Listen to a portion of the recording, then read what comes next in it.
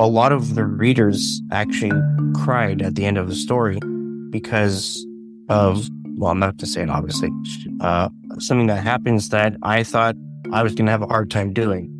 And I did, in the sense that normally I write 4,000 to 5,000 words a week. But because of what I had to, or what I chose to write for the ending, and knew that I wouldn't be able to do it unless I just went full throttle, I wrote 9,000 words in 1 week. So people ask me, were you rushing? I'm like, no, I was keeping myself from sinking because I knew how much emotion was going to be in this ending. And it's not because I wanted to hurt myself, but because I wanted to just get it out so that the next time I write something that emotional and impactful, it won't be as hard. Because what I created at the end of this series was came from a direct source of my pain. So that when I wrote Black Rose Lagoon, I could do the same thing again, but for someone else's pain that is not in my experience, and that I hope that I echoed it as closely as I could. Hey everyone, welcome back to Living the Next Chapter. I have an author with me today. We're going to be talking about his journey as an author. He's now a podcaster as well, which is super bonus, but we're really excited to have AJ on here today. AJ Flitcher's on, and we're excited to welcome you to the podcast, AJ. Welcome. Nice to have you here. Hi. Happy to be here. It's great to have you on the show. Tell us a little bit about, first of all, where you are in this big world of ours. I always like to start there. I am in a small town called Aldergrove in British Columbia, Canada. If you live in BC, it's basically South Langley, a little pocket with, I think, we're up to 25,000 people. So it's expanding. It started with 5,000, so it just keep increasing all of the housing. Anyway, I wasn't born in Aldergrove, actually. I was born in the city, Vancouver. I was there with my parents until I was 3, and then they had my sister, so they moved closer to where my dad worked, which was like literally 15 minutes from where I live now. So he was literally driving an hour to work every day until I was 3, because they had just moved to Canada from Cairo, Egypt. So it was just getting used to the whole different culture and traveling, which was very different from what they're used to. It's kind of modernizing now in Egypt, where they are starting to put streetlights. But whenever I went to go visit, there was no streetlights, and they actually had legal U-turns built into the islands on the road so that you could get wherever you wanted to in the community, because it's such a small capital, that because there's no actual direction for you to use, as in the stoplights, that everyone has to communicate. So whenever you do a U-turn, you have to really pay attention and honk at everybody so they say, "Hey, I'm here. Don't ignore me." Anyway, as for where I am now, I'm not really sure how long I'm going to be in Aldergrove for. Depends on what my future holds for me. I'm really just staying here until I develop more of a secondary career that can take me anywhere. So yes, I'll keep writing, but at the same time, I got to eat. So however long it takes for that to be flipped, where I make a career as a writer, I still have to have a secondary function for my income. So that's where I am. Excellent. Well, I'd like to have a fellow Canadian here on the podcast, which is awesome. I've been out to BC one time, and I didn't want to come home. There's something special about that province and that part of the world. Great people, beautiful scenery. Oh my gosh. You could tell I was a tourist because I'm like looking up all the time, like, wow, this is amazing. It's a beautiful, beautiful part of the world. It's good stuff. So tell me a little bit about your author journey, Andre. How did all this start for you? And what was your passion to get started in writing? Well, I mean, I guess I was trying to see what I can create that belongs to me without it being taken. So when I was first trying to be a storyteller, I started off as a screenwriter. And the trouble with being a screenwriter, even worse now, is there's so many screenwriters that unless you have like strong connections and the patience to network as long as possible, shake a lot of hands, and be willing to do your own projects to have story credits, um, it's just not going to work because it doesn't matter how skilled you are as a screenwriter. It's a matter of who's going to see you, who's going to be willing to pay you to do this project, and what does that mean for your credits to that story? Because you're just doing the paper, they're doing the visualization. So unless you're a multitasker that does directing as well, it's pretty limiting. So when I saw how long of a process that it was, and that you have to be really dedicated and passionate to make it as a screenwriter, that's when I just let it go and pursued personal training and like for the gym. And I did that for maybe a year, and I got tired of not making any money, and the gyms not really staying true to their promise of what they were going to give me. And I think it's like with any company, but unless you know how to really sell yourself and you're very outgoing, being a personal trainer is pretty slim pickings. Like you have to really sell yourself all day, every day to be able to have a constant flow of income that is manageable. Anyway, after that, I tried to write a children's book with a friend, and she was very different in terms of approach to getting the book out there, where she wanted to keep looking up marketing tactics for the book, even though we hadn't even really done anything in terms of putting pen to paper.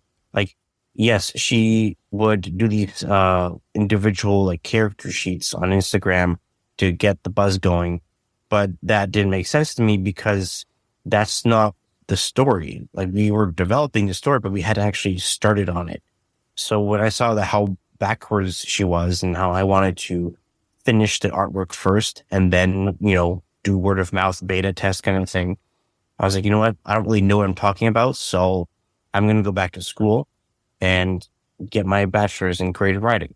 So I think about one semester into the second half of that program, I got a ankle injury where I tore my Achilles tendon. And because of that, I was out of work for a year and a half because no one would hire me. And I went back to working at a zoo in BC, and I stuck with that job for 6 years. Actually, I just left that job like a month ago. And during those years, I not only did I finish my schooling, but I also published, I think, 6 books, all of which are award-winning. And I have a 7th one coming out late February, maybe early March, depending on the technicalities of Amazon.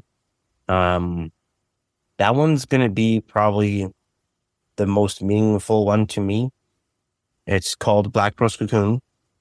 And on the face of it, it is pretty scary in terms of the concept, which is that it revolves around a female serial killer and how she affected society in 4 different facets, meaning 4 different characters to have a different connection to her. And what I really tried to do, which was really difficult because it's not experiences that involve me that I tried to echo, I had to really delve into different kinds of fear, different kinds of emotions and loss and reactions to certain things. So really what my journey of writing has come to is increasing the value of emotion and impact on a person that is reading a book, because a lot of times authors are just writing a story. And that to me is kind of missing the point. Because one thing that books from like the 80s and 90s have that don't really exist anymore, or at least not in terms of popularity is the value of emotion in terms of what sticks with you after you finish reading a book. Like most people that say I'm an avid reader, they don't really talk about which book actually was memorable to them. And that's what I want to do with every book that I do. So as I get practice and put more work out there, that's what I want to do is someone saying, this is my favorite book because it made me think about this part of my life, blah, blah, blah. That doesn't really happen anymore. So that's where my journey is currently at. So how different are you for comparison now with book 7 coming out to how you were as an author with book number 1? How have you grown? How are you different in the process? I would say the first 2 books, which were previous to my Boone and Jack series, was more about me exercising my grief of the loss of my mother, where I had never really been brought up in a family where we talk about feelings and different ways of learning how to grieve and communicate your feelings, because it was all about just, you can feel your feelings if you want to, but you got to keep going, you got to keep moving. It's like, yeah, but if I keep moving without externalizing my pain, then I end up damaging myself later in the future.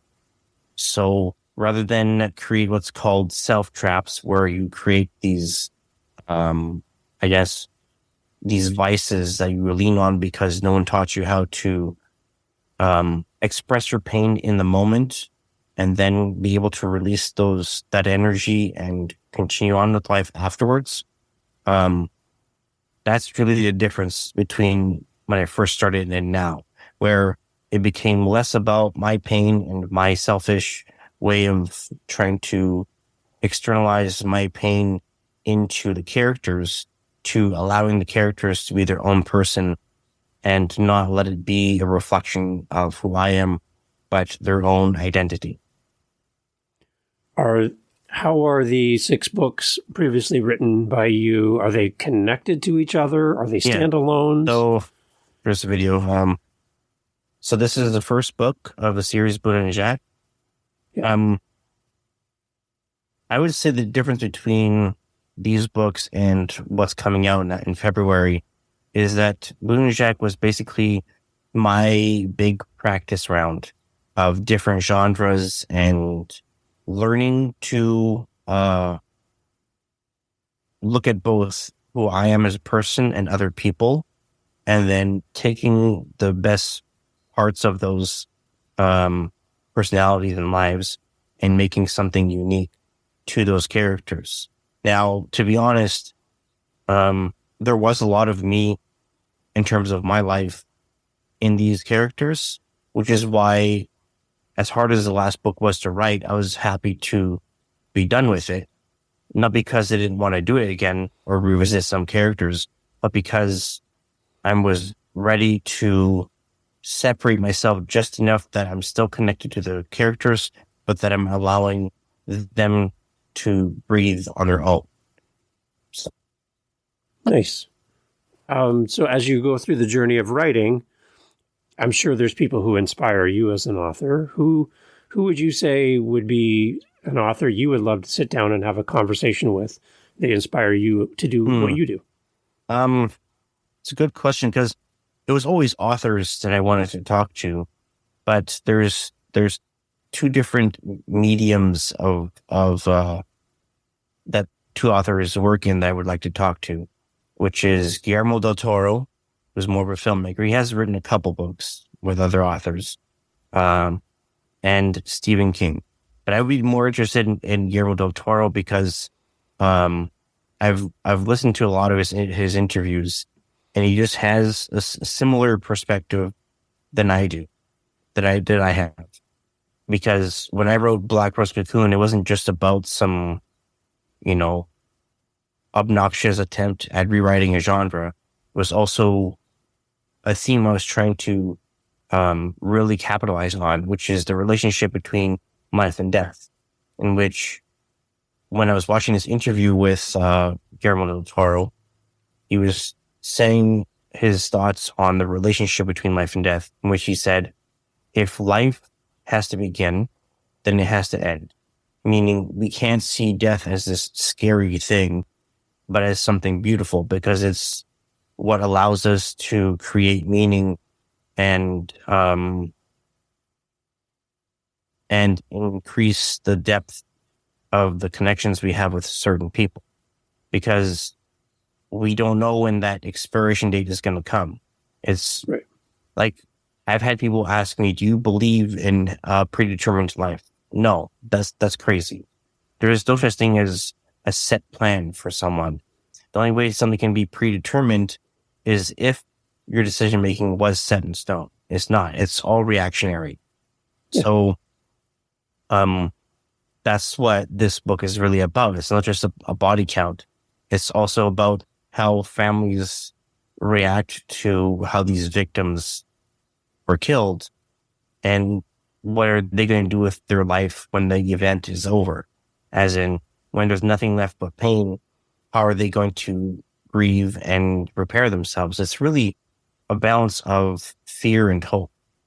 So even though I don't really show that part of the path in terms of hope, it's what makes you see the ending as open-ended, because it's asking you to ask yourself, who have I lost, or who could I lose? And what will I do in reaction to that? Will I do the typical thing of, oh, I lost my parents, so I'm going to revitalize my life and take charge because I want them to be proud of me? It's like, well, what about when they're still here? I used to be like that. I used to think, oh, I'm not going to need to change my life until something tragic happens, because that's what will push me to get control of my life. So really, Black Rose Cocoon is about the uncertainty of where life will go, because we never know when it will end, and also how we see the afterlife. Yeah. Yeah. I'm always curious, Andre, about how an author figures out a story plot, a character development, all of that stuff from an initial idea all the way through to a finished book in your hand. Where do you begin with a brand new book where you're working on a new idea and you need to create a world of characters? What's your starting point for like identifying your main character, for example? Well, I would say right now my writing process is changing, because I know that in order for a standalone novel to be memorable, because you only have one chance to make it memorable, is you have to have this sort of inconclusive image in your head that you want to ask questions and create a story out of answers. So that's how I approach it now. Before, with Boone and Jack, it was just, let's just see what happens. I don't really think about it. I just kind of go with it. And that's what makes it not really everyone's cup of tea, because I just go with wherever my instincts take me. But now that I'm learning to be a bit more polished and organized without losing the sense of freedom, I'm thinking more about what is it that makes a good idea stick around, which is what Stephen King talks about. He calls it shaking the strainer, where you have all of these little crumbs, all these ideas, and the biggest crumbs that you shake the strainer in don't fall through. And that's the idea that sticks. That's what you should hold on to. So what I do to immortalize ideas that I think could stick around for a while, I would like turn off the TV, go to my computer or on my phone, and just write a little opening paragraph and use that as a basis of a story that I want to do. Even if I end up erasing it completely, it still has the colors that I want. So for example, in the future, I'm going to be writing a romance mystery novel called Silver in the Closet. And the image I had happened to me when I was watching TV, and I was really bored of it. It was an image of this French woman on an island in the Gulf of Mexico. And the wind is blowing her hair. It looks like it's very hot and it's windy. And I was like, what if she is across the world from a long distance lover who has never met her. And he wants to go and meet her for the first time, but she keeps telling him, no, it's not safe. And he goes anyway, but he doesn't tell her. And that's how the story kind of formulated itself. So that's really my process right now of there's an idea in my head that comes off as an image that's either some idea of an ending, or it's kind of like you're thinking of a question, but you don't know what it is, and you don't know what the answer is, but you want to know. And that's how the story just unfolds itself. That's the stuff I love to learn about authors, is kind of get behind the scenes of how they're doing what they do. Because we see the end product, we see the book, we have it in our hands, but how did you get here? That's always something I always find curious as a reader. Talking about your new book as well, we talked when we met earlier that you have kind of like this kind of 4-character rotation happening during your book. Can you talk about how you do that? That's really interesting to me, how you kind of manipulate 4 different points of view. Yeah. And kind of why you chose that way for this book. Well, this is how I knew that I wasn't going to be able to pull it off again, because it's a very daunting story structures, because it would have been so messy if I didn't know how to handle it. I was even worried about what my editor was going to say, like, why are you giving me a headache to deal with?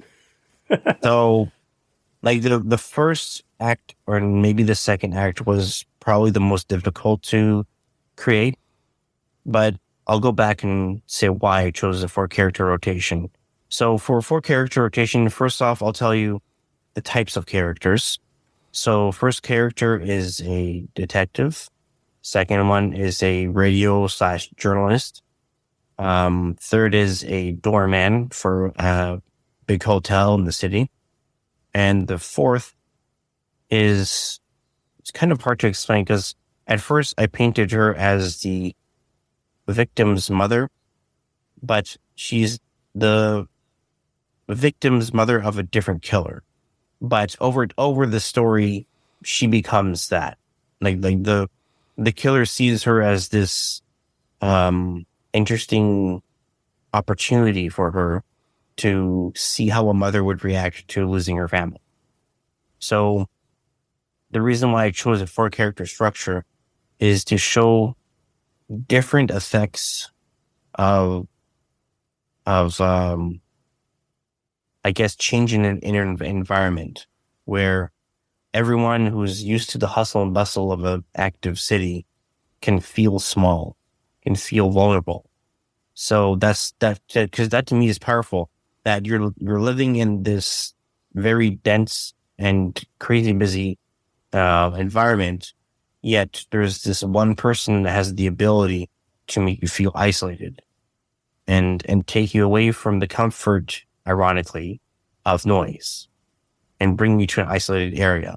So I like that idea of different personalities, different professions, and way of reacting to things, and somehow they will, by the end of the story, come together and then be separated again, because that's what the killer wants. She wants them to feel alone, and at the same time not feel any peace because of her warped mentality. So that's why I went with a 4-character structure, so that it's not so, like, I didn't want to do a character origin, is really what I was trying to do. Because by doing a character origin story, I'm humanizing a monster. And by doing the flip of having her basically be the 5th character, as this like through line of the story, she becomes more of the unseen antagonist until the very end, where she's kind of popping up in the background or invisible in certain parts of the story, because it's not about her, it's about these people. Because when you read a crime novel, it's the thrill of the hunt that the author focuses on. And that's so boring to me. I tried reading at least a couple books of crime novels to get the idea of why it's such a popular genre right now. And I was just so bored of it. It was like, this is the same thing to me. It's Yeah. just varying versions of the same thing. So I focused more on the aesthetics of, it's kind of like, it's a bit of a bizarro world of like a LA, New York kind of thing, where there's different cultures in some way, but it's more about, and I was just trying to create something that would never be repeated again. So that's why I went with a 4-character rotation. It's great. I love the bond between an author and their main character. I think that's a very special bond that happens during the writing process. So if your main character was able to come into this podcast and you're hosting it and you're able to ask your main character a question, something that you might not know the answer to, or you anticipate you know the answer to, what kind of questions would you have for your main character if she was a guest on the podcast right now? What would you ask her? Okay, well, the main character is Rosaria, the detective. One thing I did that a lot of authors would be scared to do is I didn't really give her much change in the terms of a character arc. So what I would ask her is, what do you love about yourself? Because at the beginning, she's very stoic, self-preserved, doesn't really care about emotions, just does her job. But by the end of the story, she learns to not open up necessarily, but accept what is beyond black and white. Because she was very like, oh, I'm just addicted to this case. I just want to solve it. But when she sees that there's more to life than what she sees before her, then that's when I would ask her, what do you see in yourself now? Yeah. And the one thing we talked about too is that you really kind of wrote with the expectation that the story would stick with you.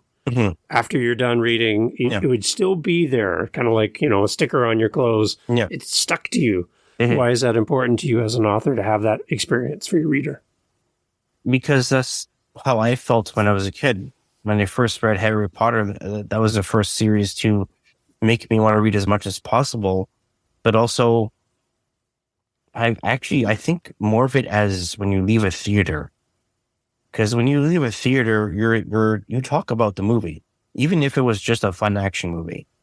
And that's what I mean by creating a sort of like small one-time culture within that one story that people talk about. Like how else could something as famous as Harry Potter stick around for so long and continue to be not just of interest to people, but of interest to multiple streaming services and film companies? Because there's something that you can't get rid of. There's an unshakable feeling and sort of like, ironically, a magic to it that doesn't, diminish over time. A lot of authors that try to mimic that world or try to understand what is it about fantasy that is still popular, they all kind of get lost in the sea of the other authors. And it's because they're focusing too much on being aesthetically pleasing and trendy in some way, where they should focus more on how are they connecting to the story. Because when J.K. Rowling wrote Harry Potter, there were certain elements, especially in the third book, Prisoner of Azkaban, that was a reflection of her. So, for example, the both the Death Eaters and the Dementors were her idea of depression, the monster that represents depression. And that really stuck with me, that she created this visceral image and even described it as kind of like how someone with depression would feel in terms of what that disorder makes them feel like. It's a matter of, what I'm trying to say here is, it's a matter of what do those components of your story mean to you? As in, why did you create that? Not who did you create it for? Right. Yeah. The one thing we talked about too when we met earlier was you mentioned something around when an author gets in their own way during the writing process. I think there's many ways that authors kind of paint themselves into a corner, maybe with the story, character development, but it's when it's yourself that's kind of blocking you from moving forward in your writing. Is that something that you experienced? And if you did, how did you work your way through that? I'm kind of going through that now, actually. Not in terms of writer's block, but more like restructuring the pattern that I've been going through. So yes, I'm proud of all the work I've done, and especially the book coming out, but my life pattern in terms of when I write, when I don't write, it's going to make my writing feel stilted to me. So what I'm doing now is I'm going to just wrap up this book for now and do a lot of reading, of course. But what I've known throughout my career as a writer is that if the circumstances and your lifestyle around your writing is feeling static and just kind of in the motions, then that's when you have to take a step back and alter those circumstances that created that pattern so that your life around your writing does not create this stillness and static that makes your writing feel the same. Even if you do varying stories, there's going to be sort of like that lingering bad taste in your mouth. Even if you don't hate your life, if the way it's going is just like, oh, it's just nothing's changing. So especially as an author that isn't really making any financial outcome, and which is not really what I care about, but because it's more of just a passion as opposed to my main source of income, then my main source of income has to be pleasurable to me. Because as some people have told me, your main career has to feed your passion. And if that's not what's happening now, then I have to change that. So what I'm doing is completing this book and then looking at how I can alter the way my life is going so that not only can I be happier, but feel more like not just a sustainable, but also that the writing will feel like an added bonus to my life as opposed to what I'm clinging on to keep myself sane. Because if that's all I'm doing, then it's no longer about creating something meaningful, but as a way of keeping myself at a distance from who I am. And I just don't want to do that anymore. Because now that I've really learned to value who I am as a person, and especially as a writer, and that I want my writing to become more and more succinct and impactful, then I have to be, I guess, more mature and take another step, another chapter in my life. Hey, he almost used the name of my title of my podcast in that by saying that other chapter. I love that. That's exciting. So, Andre, if you were to go back in time, hit the rewind button, and as a new author, you stumbled across this podcast episode, hearing an author getting on, talking about their journey with 7 now more books coming in the future, and you're listening to this author talk right now, what would have helped you back on book 1 that you know now that you would have shared with yourself back at book 1 that might have made things a little different? Anything you would have shared with yourself? I would say ask yourself, what do I want to do now? Like, you're going to keep writing, but it's a matter of what do I want to do with my life outside of writing now? Because at the time I was like, oh, I'm stuck at this job and I have no way of getting out, and I'm just going to keep writing to keep myself stable mentally. But what was so toxic about that way of thinking is that it's like I'm accepting the circumstances and pattern, even though it's not helping me in any way. So rather than being okay with monotony and lack of change that I would like, I would have said, you need to just press pause and say, why do I want to write? And why am I not doing anything about my life around writing? Because that is what creates writer's block. is anxiety and just pure fear of what happens if this comes to nothing.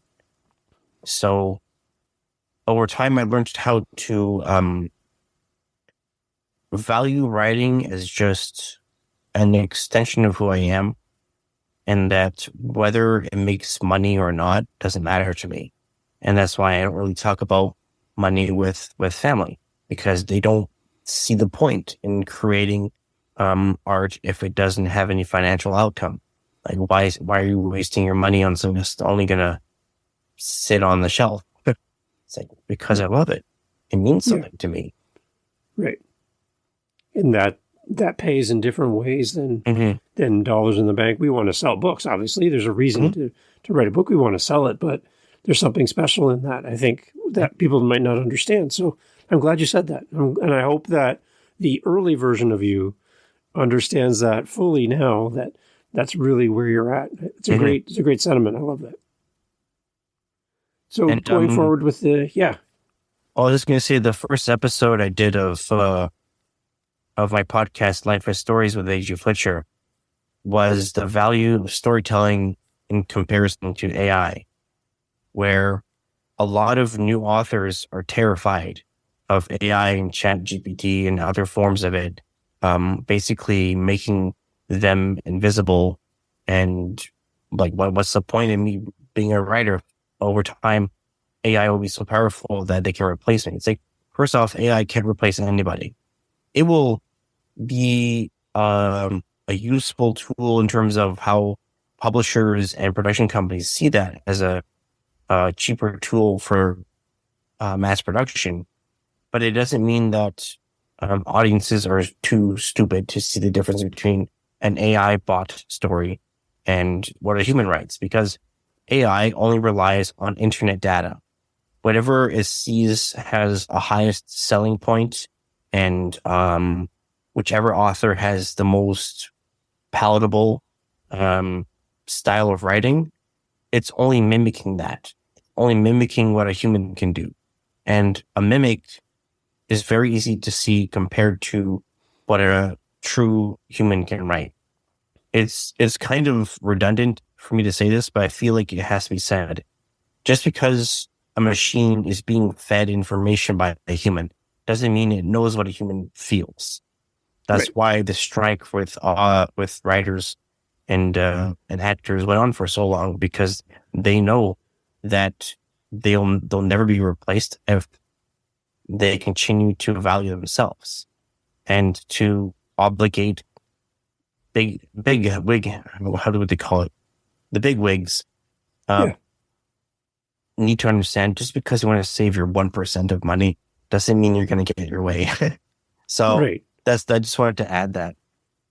Yeah, and I think the big thing with, we look at AI and all this learning and these tools, is none of those tools have ever fallen in love before. None of those tools have ever had their heart broken before. They don't understand the human emotion side of what we do as authors and creators, and they haven't lived the experience of human life. They're only just giving us back what they've been given.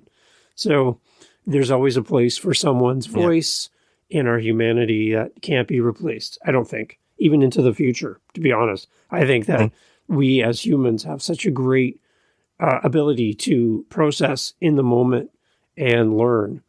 There's going to be ways to mimic it, like you said, but I think it really comes back down to the real author finding their true voice, and nobody can duplicate that. Yeah, and what's so crazy is I've been reaching out to different institutions in Canada because I'm trying to see the value of me getting my master's or PhD in creative writing. And some of the creative writing teachers have actually said, well, to be honest, I'm not sure about the future of teaching writing because of the advancement in AI and Chat GPT. I'm like, so you're already jaded about the future of writing to the point where you're actually discouraging people from getting an education for the sake of teaching? That's ridiculous. That to me is lack of faith in the future of storytelling. And what's so, I don't want to say naive, but so, I know it is naive to think that because a tool is becoming more powerful and will continue to evolve in the future, that there's no point in teaching someone the skills for storytelling. It's just like, what are you doing?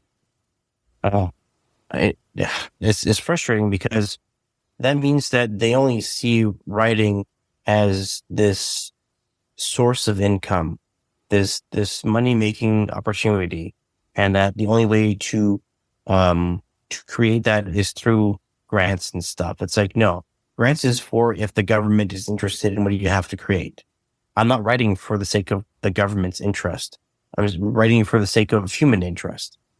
And not a lot of people that I know are readers.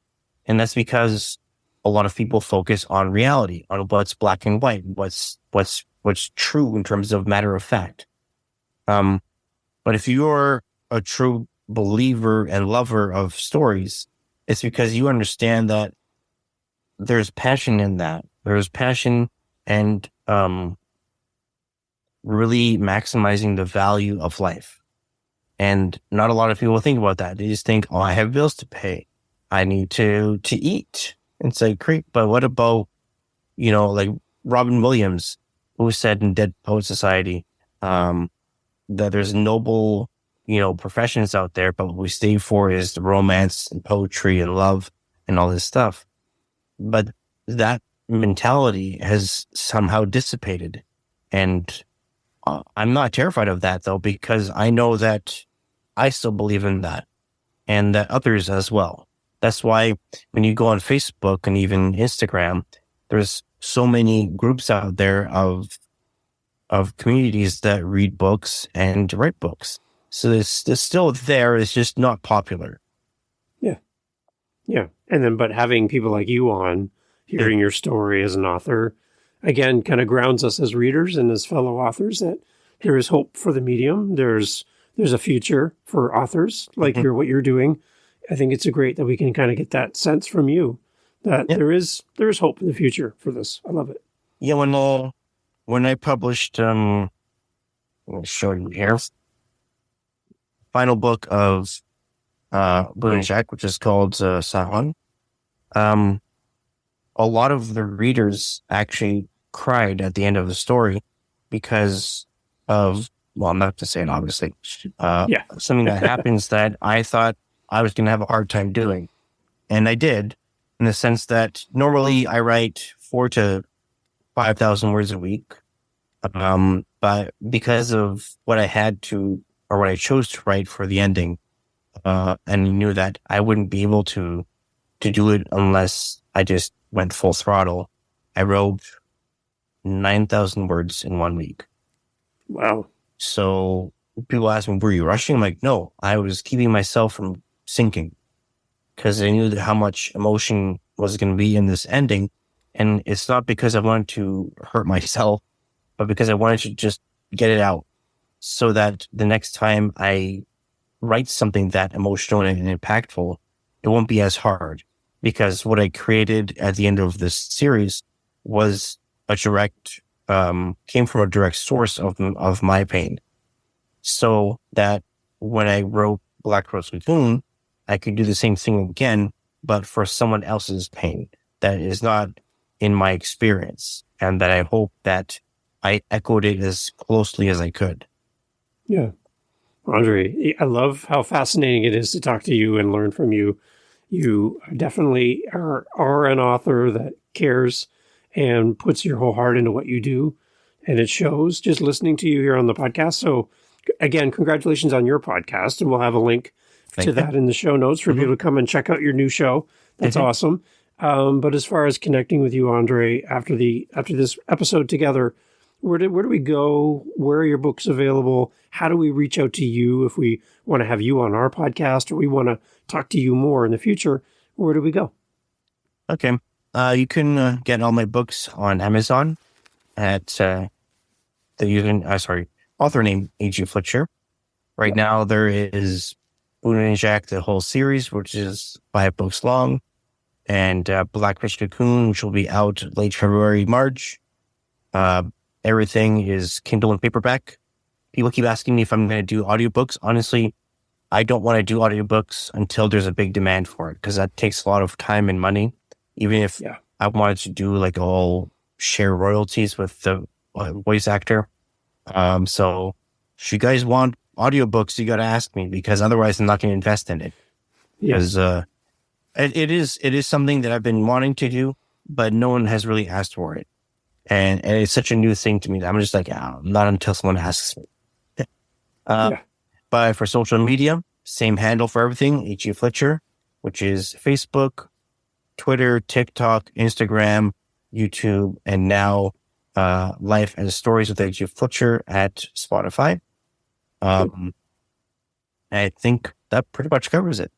That's great. We'll have links to all that in the show notes. Everybody can follow along and click all the links. We'll make sure they all work and take you right, as a listener, right to Andre and to all of his great books that he's writing. Andre, thank you so much for doing this. I'm going to go and listen to your podcast right now. So thank you so much for doing this. All right.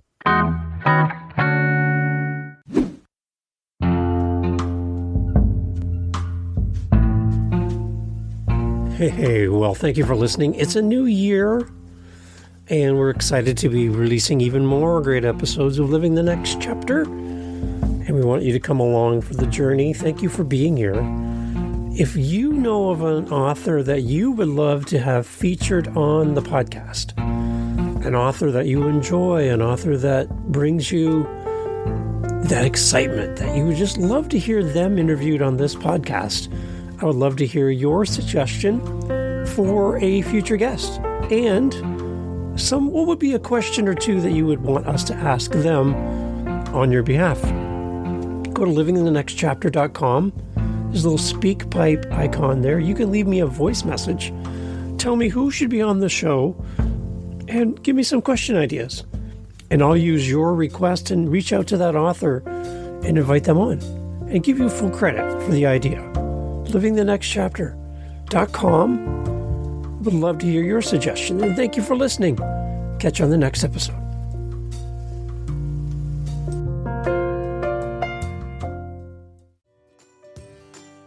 Hey there, fellow parent. If you're anything like me, balancing screen time for our kids is a constant struggle. That's why I want to share a little secret with you, KidsPod. It's this amazing app I found that's packed with podcasts just for kids. Imagine stories, learning, and fun, all without the screen. It's been a game changer in our house, keeping my kids engaged and their imaginations running wild. And guess what? It's completely free. So download KidsPod today. Trust me, it's a decision you won't regret.